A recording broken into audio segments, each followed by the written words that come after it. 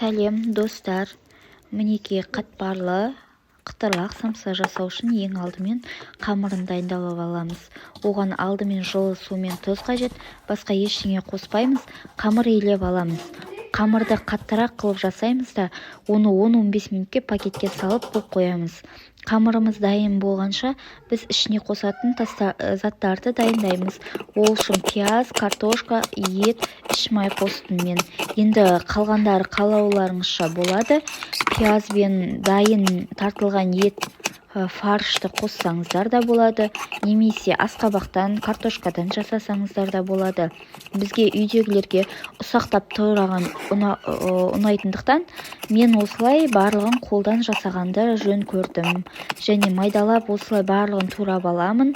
Оның ішіне бұрыш, тұз және зіре қосыламыз. Зіре дәмін өте керемет қылады. Және басқаша дәм береді десем де болады. Оны дайындап болған соң қамырды жайып аламыз. Қамырды және жұқа қылып жаямыз. Оның арасына май, менің қолданатын майым осы деревенское деген май.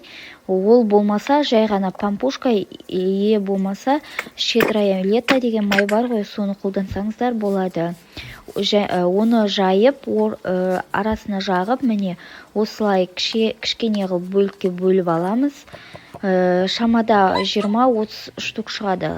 Зуалаларыңызға қарайды да ол, үлкендігі кішірегіне қарап. Оларды бөліп алған соң майда-майда қылып жайып аламыз. Міне мен осылай өргенді ұнатамын және тез болады, өзім ыңғайлы үйреніп қалғанмын.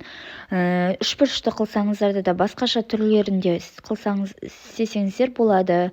Міне мен осылай жасап көргенмін.